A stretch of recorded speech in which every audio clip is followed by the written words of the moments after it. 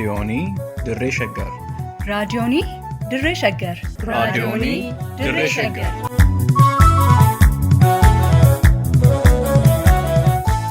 Raadiyoonii Dirree Shaggari. Raadiyooniin Dirree Shaggar torbaan guutuu guyyoodhaan galgalatti sa'aatii tokkorraa eegalee amma sa'aatii tokkoof walakkaatti dambalii gabaabaa meetir baandii 19 kiiloo heerzii 15,415 irratti qophii dabarsuu amma jalqaba. Raadiyoonii Dirree Shaggar.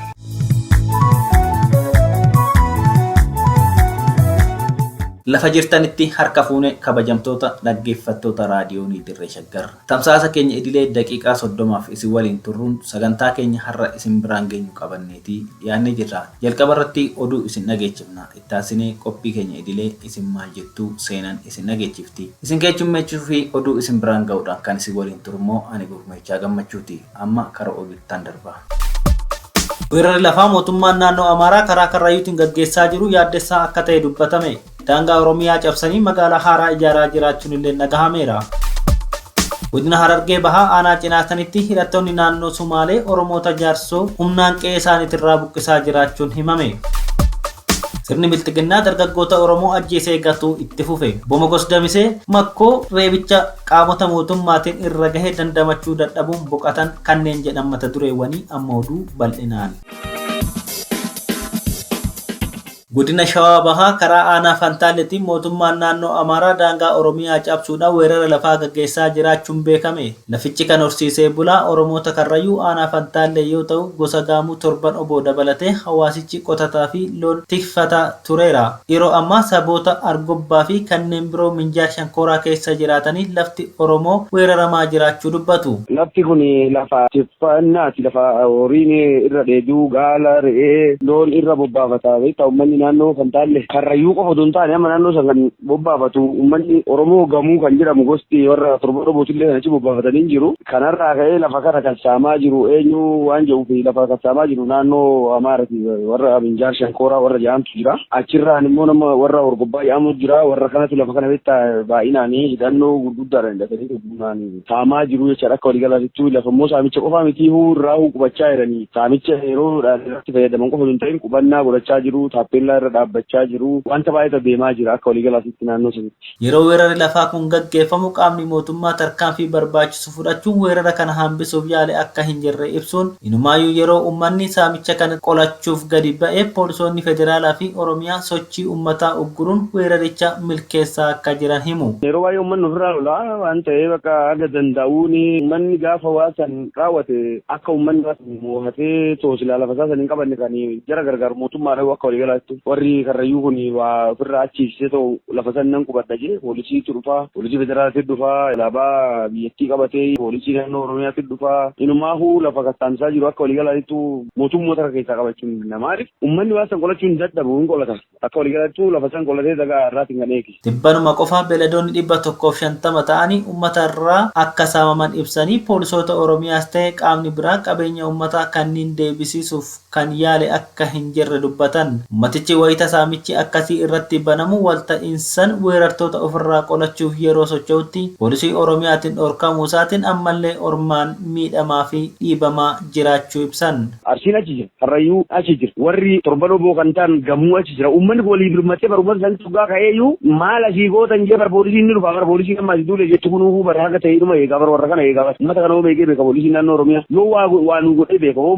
Karrayyuudha waan haga takkaa waa godhee beeka. Godhuu fi miti loon Karrayyuu waggaa saamaman Karrayyuun hindeeffanne jettee too achi dhatte bar kottaa deebi'aa nuti isinii bu'uura jedhee bar jara nyaachisanii biraa galani. Yoo kana jechuudha kan ji'a 5 jaan caalle horiin Karrayyuudha horii naannoo 150 ta'utu saamama. Gaalli saamamaa jira reettiin saamamaa jira kan lafaa dhiisi walumaan har'a garaatti nyaatanuu saamamaa jira bar lafa sana. Waa'ee poolisii Oromiyaa dhiisi poolisiin Oromiyaa waan godhaa naannoo Amaaraatti duulee achi duulee as duule gaafa jiruu waan goone har'a duuluun isaa maal faayidaa qabatu uummata kanaaf homaa faayidaan qabu haa ta'uuti silaa odoo akka poolisii naannoo kana eeguutti kan ijaarame ta'e kaleessa waa godha ture har'a silaa daangaa namaatti duuluun isaanii maal dubbata kana nama dhiisisa waan dubbatan waan irraa dubbatanii qabu. Wanti Oromoon du'aa jiruuf lafa isaatiif akka ta'e himuun uummanni Karrayyuu qofaa isaa du'uu akka hin qabne kan eeran namni kun wanti ammaan kana Oromoota Karrayyuu irratti gaggeeffamaa jiru kutaa Oromiyaa kamiyyuu dhaqqabu akka hin oolle ibsuun Oromoon ammuma irraa jalqabee weerara kana ofirraa qolachuun murteessaa ta'uu hubachiisaniiru.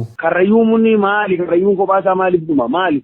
Daangaan Karrayyuun bari daangaan inni jechaa jiru boosatiif dabree hoo barbachaa ta'e haga Karrayyuun yoo Karrayyuun bakka san hin jiraanne akka walii galatti hoggaan naadaa mi'eessa Karrayyuun bakka san hin jiraatu ana warri boosa jiraachuu hin danda'u. Sittan himan. Gadi warri mi'eessatu jiraachuu hin danda'u. Karrayyuutu lafa san tiksaa jira. Lafti kun daangaa waliigala uummanni Oromoo qabu sila. Haga hadaamaa gahuttuu walumatti hojjetaa jechuudha. Warri kun wal gargaareet rasaasa walii bitee waan adda addaa walii godhee lafa kana kassaamaa jiru. Lafa jechuudha wanni nuti du'aa jiruuf lafa waan ta'eef lafa ofii eeggachuu qabu Oromoo. Daangaa ofii eeggachuu qabu Oromoo. Wal quba qabaachuu qabu. Rakkoo har'aan tana Karrayyuun har'a ga'e kuni bakka hunda boruu hin gahu. Laal akka qalbeeffatan. Lafti har'a naannoo Amaaraa jedhanii har'a taappellaa bakka hundatti hombi dhaabbachaa jiru kun hunda biraa ni gaha. Quba akka qabaatu uummanni keenya laal. Hunda biraa hin gaha bakka hundattuu Wallaggatti sin uumama wanni kana. Maaliif wanni duulli godhamaa jiru har'as daangaadhaaf. Poolisiin Oromiyaa fi daangaa naannoo Amaaraati ristii jaan yookaan dhageenyu ristii jechuun lafa tiyya yookaan lafa nani bisadhee jechuudha biyya kanatti kan beekamu. Kanaaf ristii eeguu fi deemanii jira ristii namaa eeguurra kan qe'ee isaanii eeggatu Oromoon. Lafa isaa eeggatu daangaa ofii eeggatu dura. Daangaa ofii osoo eeggatiin daangaa namaa eeguu hin dandeessu. Nama daangaa ofii eeggatee ofii isaatii of kabachiisatu nama kabachiisuu danda'a. Kan warri of hin kabachiifne daangaa namaa kabachiisuudhaaf wanni asii ka'ee bakka biraatti du'uuf maalidha?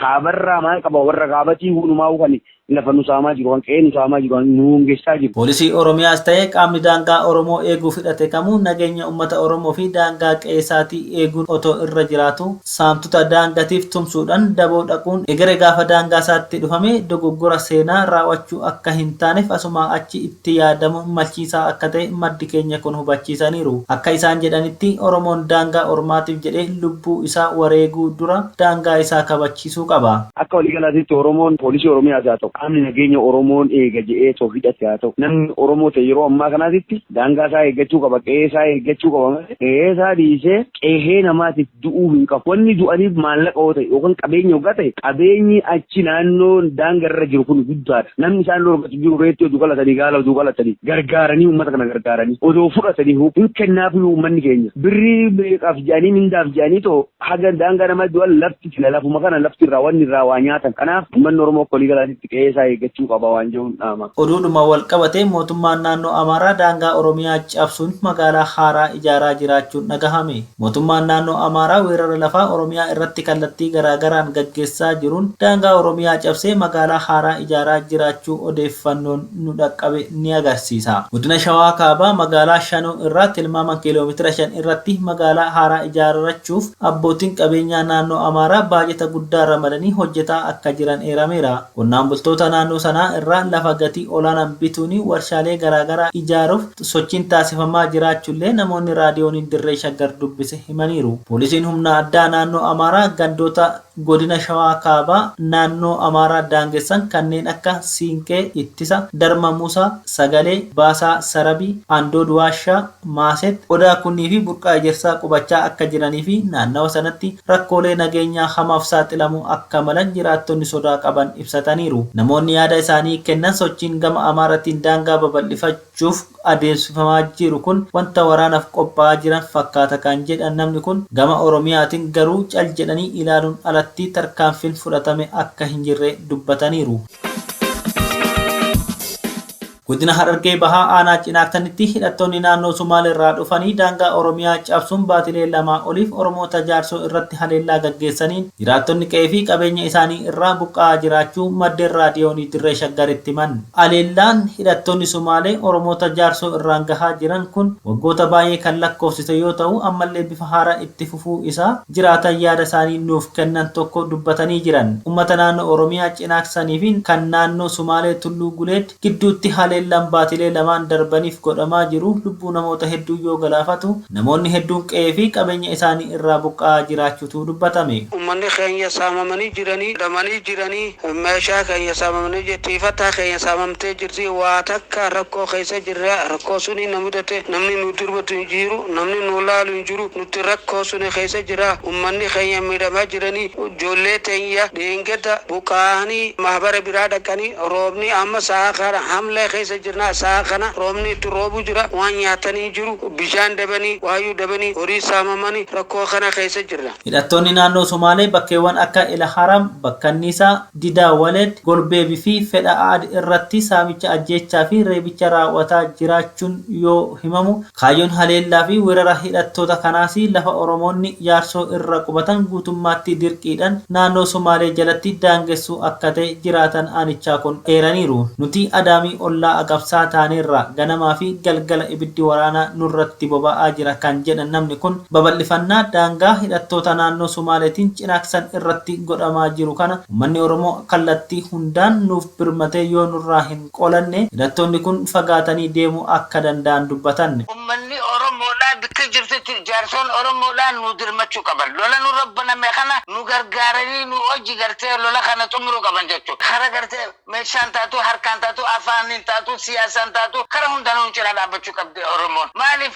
ibidda guyyaarra ni dhiina ollaa hadaamii jirra ollaa agamsaa jirra ganamuu dhiigni ni dhiina. Saniifuu ganamuu ibidda nurra boba'aa ni dhiina ni duuna Oromoon akka gartee yoo nuti uummata kana dura mayne ilaa hararii miti ilaa gartee calanqoo fi kana hundoonni qabate Somaaleen. Saniifuu Oromoon nu cinaa dhaabbatanii sagalee nu ta'anii meeshaanis harkaanis waan hundaan nu cinaa dhaabbachuu qabda. Nuti Oromoodha. Oromiyaa jalatti bullaa kan jedhan jiraatan kun bakkeewwan amma Oromoonni jaarsoo irra jiraatan kana qofa osoo hin taane jijjigaaniyyuu dachee teenya tapha siyaasaa muummichi ministeeraa Itoophiyaa duraanii obbo Mallas Zeenaawii taphateen Sumaalee jala galte waan ta'eef mootummaan naannoo Oromiyaa dhimma kana callisee ilaaluu hin qabu jedhaniiru. Mangistiin Oromiyaa nuti kililii shanii jalatti hin bullu Mallasii duraan akkasitti Oromoo jala bulche jijjiga jechii teenya jechii Oromooti waradaa jaarsooti jijjiga. Saniifuu haanuu dhagaani addunyaanis haanuu dhagaitu namni beekan waradaa jaarsoo jijjiga Mallas nu harkaa baasee ammaas gartee tulluu guuleetii fi jecha hunda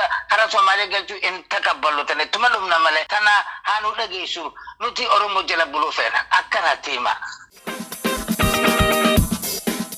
Wallagga lixaa aanaa lataa sibuu ganda qonnaan bulaa Somboo keessatti qeerroon Abrahaam Dastaa jedhamu rasaasa waraana sirna bilxiginnaatiin ajjeefamee reeffi isaa goodatti gatamuun dhagahame. Kutaalee Oromiyaa garaagaraa keessatti qeerroowwan Oromoo hedduu mana hidhaatii baasuun gara jabinaan ajjeesaa akkuma turan qeerroo Abrahaam Dastaa ajjeesanii erga gataniin booda uummanni reeffa arguusaatiin adoolessa 11 bara 2013 Najjootti akka awwaalame keelloo miidiyaan adoolessa 12 bara 2013 gabaaseera. Sirni Abiy Ahimadi hayyoota hooggantoota fi qeerroo Oromoo ajjeesuu fi hidhuu irratti kan xiyyeeffate yoo ta'u baroota darbaa dhufaa keessatti hidhaa fi ajjeechaan qabsoo uummata Oromoo duubatti deebisuu waan hin dandeenyeef sirni Abiy Ahimad ilmaan Oromoo fixuu irratti gocha jibbaata irratti akka argamu miidiyaaleen Oromoo gabaasuu irratti argamu. Obbo Mogos Damisee Makkoo bara darbe ajjeefamuu artistaa Haacaaluu Hundeessaan booda magaalaa Finfinnee naannoo Booletti poolisiidhaan reebamuun dogoggoruun dugdaa isaanii kan miidhame yoo ta'u mana yaalaa adda addaatti yaalamaa turanii dandamachuu dadhabuun adoolessa 11 bara 2013 hospitaala yaalamaa turan keessatti addunyaa kanarraa du'aan boqachuu isaanii namoonni dhiyeenyaan beekan raadiyoonii Dirree Shaggaritti himaniiru.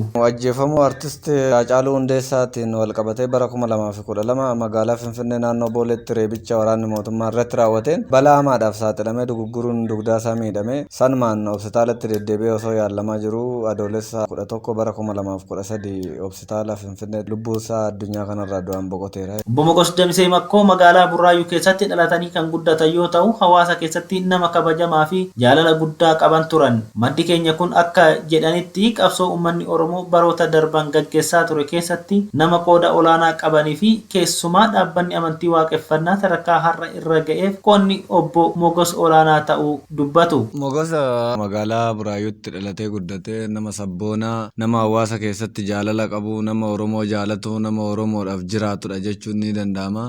Bifa garaagaraatiin qabsoo Oromoo keessatti qooda fudhachaa ture bara 2005 yeroo dhaabbanni amantii waaqeffannaa hundeessuudhaaf sosochiirra jiramu namni galmallee nutti kireessu dhabame jechuudha. Achirraa ka'eenni mana jireenya mataasaa itti gaafatamu gaafatamummaa riskii jiru hundaa nan fudhadha jedhee mana jireenya mataasaa akka galmaatti nuuf kenne. Mogos nama Oromoodhaaf jiraatu Oromummaa baay'ee leellisu nama of beekudha nama of ta'ee jiraatudha. Obbo Mogos hawaasa keessatti ijoollota rakkatanii fi maatii harka qalleeyyii gargaaruun kan beekaman yoo ta'u ijoollee hangashanii fi haadha dadhaboo waan qabaniif uummanni Oromoo ijoollee isaanii bira dhaabbachuun akka guddisuuf dhaamaniiru. Ijoollee maatiin irra hin jirre nama harka qalleessa nama rakkataa Oromoo bira dhaabbachuudhaan beekama amala isaa keessatti. Amma immoo ijoollee gara 4-5 qabaachuu isaan quba qabaa haadha mana garaagaraa irraallee kan godhatedha. Ijoollee isaatiif isuma jira haadhallee dadhabduu qaba beekte. Ijoollee isaa kana gama danda'ameen bira dhaabbatanii ijoollee isaa barsiisanii fi akka guddisan. Obbo Mogos Damisee bara 1975 kan dhalatan yoo ta'u dhalatanii waggaa 38tti addunyaa kana irraa boqotaniiru.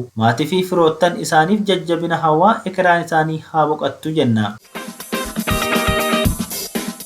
Egaa kabajamtoota dhaggeeffattoota keenya oduu namaaf qabanne kanuma sagantaa keenyaaf waliin turtii gaarii.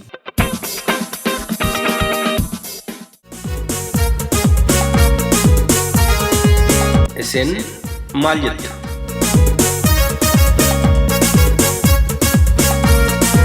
Qophiin yookiin sagantaan isin maal jettu kun dhimmoota garaagaraa uummata keenya yaaddessanii fi quuqan akkasumas kanneen bitaatti galanii fi toomina barbaadan irratti dhaggeeffattoonni waan ofii beekan waan isaaniif dhugaa ta'e waan irratti komii qabanii fi waan ifatti baasuu fedhan irratti yaada isaanii kan keessatti calaqqisiisanidha. Isin maal jettu? Kabajamtootaa fi dhaggeeffattoota raadiyoonii Dirree Shaggar bakka jirtanitti nagaan keenya kan kabajaa sinaa qaqqabu jecha sagantaa keenya har'aa qophii isin maal jettu torbanitti yeroo tokko isiniif qoonnu qabannee dhiyaanneerra. Sagantaa keenya har'aatiin dhimma naannoleen Amaaraa fi Tigraay lafa irratti wal lolaa jiranii fi kan naannoleen biroo naannoo Amaaraati daboo bahanii naannoo Tigraay waraanuuf jiran irratti xiyyeeffanna. Naannoon Oromiyaa humna addaa Oromiyaa fi milishaa garas bobbaaseera. Kun maal agarsiisa? Yaada hayyootarraa qooddanne isin dhaggeeffattoota keenyaaf dhiyeessina. Dhaggeeffattoota keenya sababa nageenya isaaniitiif jecha maqaa namoota yaada nuuf qoodanii himuurraa of qusanneerra. Nuuf kolchaa isiniin jecha hanga xumura sagantaa keenyaatti nu waliin turtuun immoo affeerraa keenya. Labsii seera kabachiisuu jedhu mootummaan Itoophiyaa waraana raayyaa ittisa biyyaa gara naannoo Tigraayitti erguun ji'oota 8 oliif humna TPLF waliin wal waraanaa turaniiru. Dhumarratti mootummaan ofuma isaatii waraana dhaabuu isaatiif sababa garaagaraa tarreessullee gareen TPLF garuu loltoota mootummaa dabalatee milishaan Amaaraa fi loltoonni Eertiraa dandamachuu dadhabnaan mo'amanii ba'anii jedha. Yaadota faallaa garee lamaan irraa ka'aniif isin waan jettan qabdu. Hayyuun yaada isaanii nuuf qoodan maal jedhan laata? Kunooti. mohamanii injifatamanii dhiibamanii bahan immoo dhuguma akka jedhan qonnaan bulaan jiruusaa akka gaggeeffatuuf tasgabbii naannoo sanaatiif dhimamanii bahanii kan jedhu irratti bariituu fi galgaluma sanarraa jalqabee sochiiwwan Tigraay keessa jiranii fi Tigraayin alayyuu bahanii naannoleen waraanni irratti gaggeeffamaa jiranii Amaara jala galanidha. Caasaan bulchiinsaatti diriirfamee uummataafuu waamamsi jireenyaa waraqaan eenyummaa gamaxxanfamee ga'utti kan qaqqabe naannoo Amaara jalatti bulu keessatti waraanni deemaa kan jiru. Isaan Maqalee fi Tigraay gallakkisnee baanirra kan jedhanii waraanni Maqaleen ala Tigraayin ala battlefieldiin shifti godhee daangaa Amaaraa fi Tigraay jidduutti kan inni deemaa jiru jechaadha. Suni kan inni agarsiisu dhiibamanii akka bahanidha. Torbanoota darban kana keessa agarsiisni waraanaa magaalaa Maqalee keessa deemu meeshaa gurguddaa raayyaa ittisa harkaa booji'an gallakkisanii ba'uu isaanii kan agarsiisu. Haga meeshaaleewwan reenjii giddu galeessaa irratti darbataman konkolaataa gurguddaadhaan fe'anii agarsiisaa turanii yeroo tasgabbii akka jedhan ximoonaa gizee jedhan sanaaf bahan otoo ta'e meeshaalee kana humna shororkeessaadha jedhanii paarlaamaan taa'ee moggaase harkatti gatanii hin ba'anii. Gaafa funyaan rukutamu ijatu bo'a akkuma jedhan sana uummanni Tigraay waraana irratti geggeeffamaa ture callisee hin ilaalle.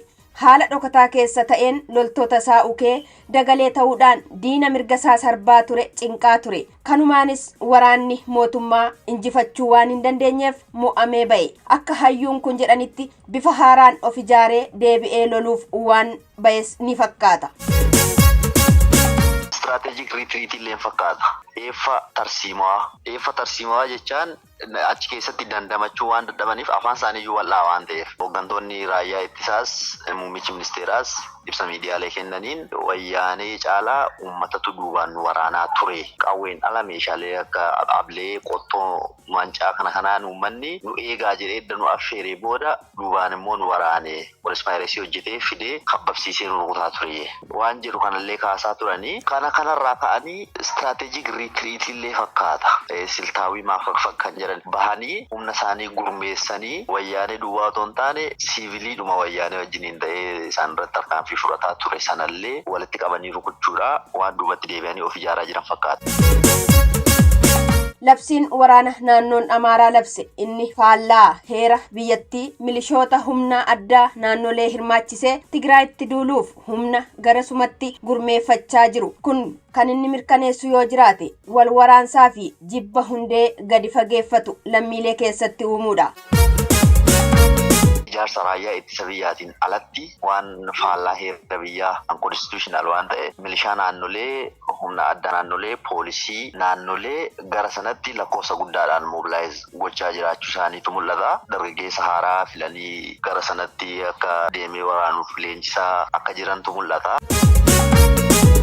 Gareen lamaanuu lola baatii 8 oliif wal waraanaa turaniin namoota hedduu walirraa ajjeesaniiru. Booji'aniirus qabeenyi biyyattii barbadaa'es kisaaraa lammiilee hundaa ta'ee hubatama. Kanaafuu nagaaf weellisiisuun barbaachisaadha. Waltajjii marii mijeessuun immoo tooftaa nagaan bira gahamu keessaa isa tokko. Otoo hin ta'iin dhukaasa dhaabne jechuun qofti gahaadha. Nagaa bu'uuraa fiduu danda'a.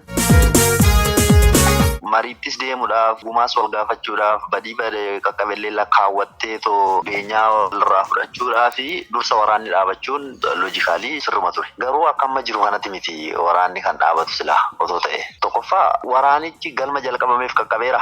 Haa jennu mootummaan federaalaa duula nagaa kabachiisuuti jedheeti kan inni labse deebi'ee humna TPLF fi shororkeessummaatti moggaase paarlamaa walitti qabeeti. Humna shororkeessaa jedhee moggaase sana tarkaanfii shororkeessaa irratti fudhatamuu qabu silaaf fudhateera. Tarkaanfii fudhatee sana booda yookaan gallakkisiisee naannolee ofiisaatti qaqqabuu hin dandeenye yookaan miidhaa uummata erga gahee boodadha kan inni nageenya uummataatiif tasgabbii buusuudhaaf waraanni dhaabachuu qaba jedhee kan inni murteessu. Hayyuun kun akka jedhanitti waraanni mootummaa garee inni shororkeessaa jedhee farrajee fi heera itti tume sana jalaa qabatees haa ta'u gadhiisee Tigraay fi Maqalee of duubatti dhiisee bahuun sirrii miti. Sirumayyuu humna garichaa ittuu hammeessa malee nagaa buusuuf kan deemu akka hin taane dubbatu.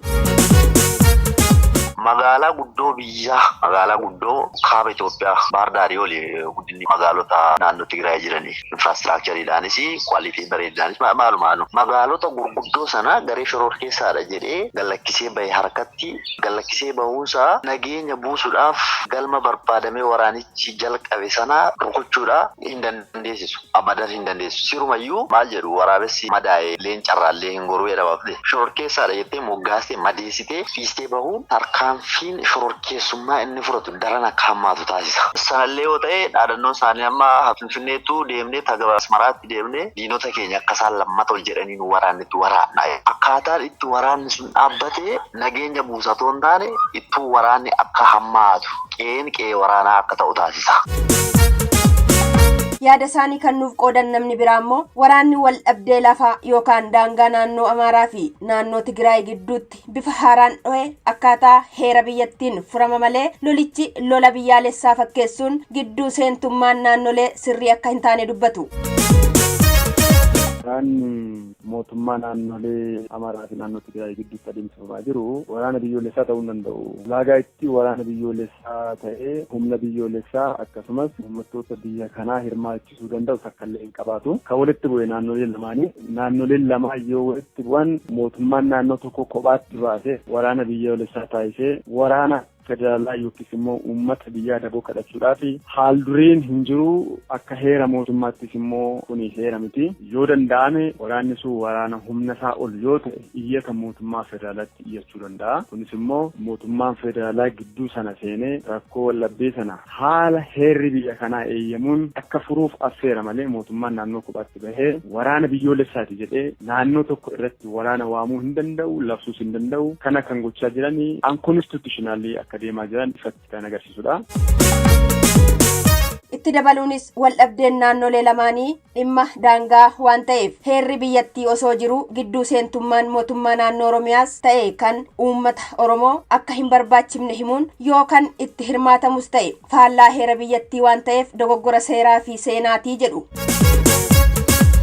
Oromootti lola kanarraa Oromoo yoo hirmaate maal argata maal dhaba kan jedhu jalqabumarra wanni Oromoof Oromiyaa hirmaachisuu danda'u tokko hin jiru. Haal dureen isaan dirqamsiisu yookiis immoo haal dureen mirga kana Oromiyaa fi mootummaa naannoo Oromiyaatiif kennu, poolisii Oromiyaatiif kennu, uummata Oromootiif kennu gama kamiiniyyuu lola kanarratti akka hirmaatan haal dureen isaan taasisu hin jiru. Waan isaan dirqisiisu hin jiru. Irratti hirmaachuufis mirga hin qaban. Yoo waraanni kun waraana daangaa ta'e, yoo biyya biraatu biyya kana weerara ta'e mootummaan federaalaa akka barbaachisummaa isaatti lammii biyya kanaa affeeree poolisii biyya kanaa affeeree waraana kanarratti hirmaachisuu danda'a. Kanaaf jalqabarra Oromoo hin ilaallatu, poolisii Oromiyaa hin ilaallatu, uummata Oromoo biyya kana jiran hin ilaallatu. Wanni Oromoon gochuu danda'u yoo danda'e akka araman gochuudha. Kanaaf immoo gara heera mootummaatti deebi'anii qalbii isaanii jijjiirratanii karaa heerri eeyyamuun akka deeman gochuu danda'a malee waraana kanarratti hirmaatee naannoo Amaaraa gargaaree yookiin deeggaree naannoo Tigraay waan loluu danda'uuf waan loluu qabuufis hin jiraatu. Yoo isa kana godhe ta'e kun dogoggora seenaati, dogoggora seeraatis.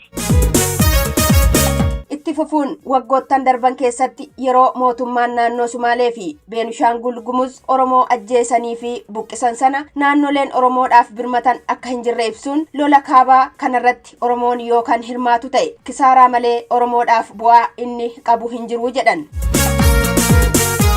Mootummaan naannoo Sumaalee uummata Oromoo waraaneera buqqiseera. Mootummaan naannoo biraa kan deeggaree hin jiru. Biyya kana keessatti mootummaan naannoo Beenishaangul Gumuz uummata Oromoo sababa sanaatti jiraniin waraanamaniiru, buqqaaniiru, miidhamaniiru. Kan isaan gargaare hin jiru. Of course yeroo rakkoon jirutti mootummaa federaalaatu giddu galaa ture. Kanarraa kanate dhimmi poolisiin Oromiyaa achitti dhaqee dhumu dhimmi Oromiyaan qullaatti hambisaniif hin jiraatu. Yoo dhaqanii kan hirmaatan ta'e mootummaan naannoo Oromiyaas Oromoonis waraana kanarratti dhaqee kan hirmaatu yoo ta'e kisaaraa malee bu'aa isaan fidanii dhufan hin jiraatu. Lolli kaabatti qaamolee lamaan gidduutti geggeeffamaa jiru lola daangaa qofa osoo hin taane lola aangoo fi olaantummaa isaanii deeffachuun wiirtuu biyyattii kan taate qabeenyaa Oromiyaa saamuuf of qopheessaa jiran waan ta'eef Oromoon dhimma kanarratti dammaquu akka qabus dhaamu.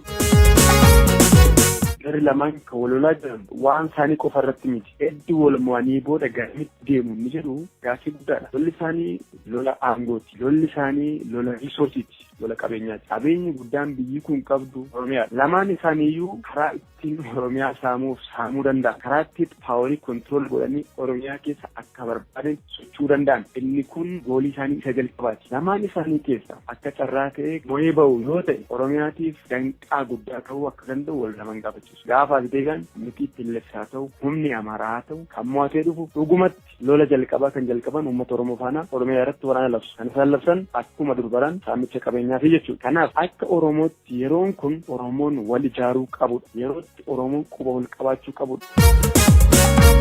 Yeroon Oromoon akka sabaatti ijaaramee humna isaa jabeeffatee rakkoo dhufuu malu qolachuuf qophaa'u amma ta'uu ibsuun milishaan gandaa poolisiin Oromiyaa fi humni addaa Oromiyaa garaagarummaa jiru dhiphisuudhaan obboloota isaanii kan bosona keessa jiran waliin akka hojjetaniif dhaamataniiru. Jarri kun wal caccabsaa jiru hamma isaa riikavar godhanii yeroo hedduutti fudhata. Yoo Oromoon wal ijaaruu baate tokko ta'uu yoo baate humna isaa cimsatee mana isaa qollaa isaatti ganda isaatti magaala isaatti quba waliin qabu yoo ta'e jarri sun deebanii waan Oromoo hin cabsineef hin qaban waan Oromoo hin saamneef hin qaban. Poolisii Oromiyaatiif, milishaa Oromiyaatiif, nageenya Oromiyaatti tika Oromiyaatiif qabu yoo jiraate lola gama sanaatti hirmaachuu caala mana keessan eegaa lola gamaatiif maraachuu caala obboleessa keessan goda sana jiran dhaga jiran dhaa jiran baasaa wajjin mari'adhaa qalbii jijjiirradhaa. Namni biraa yaada nuuf kennan akka jedhanitti mootummaan naannoo Amaaraa guyyuma poolisiin humna addaa Oromiyaa fi milishaan Oromiyaa isaan waliin loluuf imalaa jirutti karaa karrayyuutiin Oromoo waraanuun weerara lafaa geggeessaa turan. Kanaafuu uummanni fi qeerroon Oromoo warreen kaayyoo malee waan isaan hin ilaallanne du'uuf deeman irraa abdii muree dammaqee qeesaa eeggachuu akka qabu dhaamaniiru. Humni addaa fi milishaan Oromiyaa daangaa Amaaraa eegsisuudhaa gaafa inni gara kaabaatti deemu karrayyuudhaan waraanni banamee ture. Guyyaa kaleessa jecha. Oromoon nuu lolaa jiradhanii daangaa Oromoo kabajaan jiran. Isaan darbaniitu waraanaa jiru. Waraana keessa too jiraniiyyuu ati isaan weerararraa ittistaa isaan si weeraru garagalanii. Waraana kaayyoo hin qabneef dhumuu barbaadan dargaggeessi Oromoo hawaasni Oromoo guutuun wal dammaqsee si'aayinaan daangaa isaa eeggachuu qaba. Qe'ee isaa eeggachuu qaba.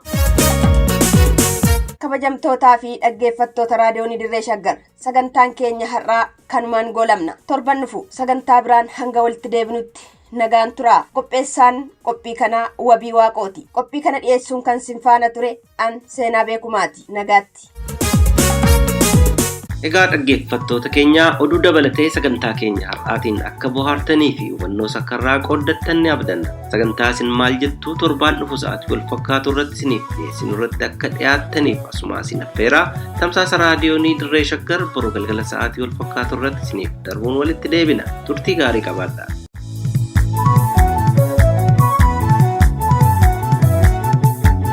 raadiyoonii dirree shaggar raadiyoonii dirree shaggar raadiyoonii dirree shaggar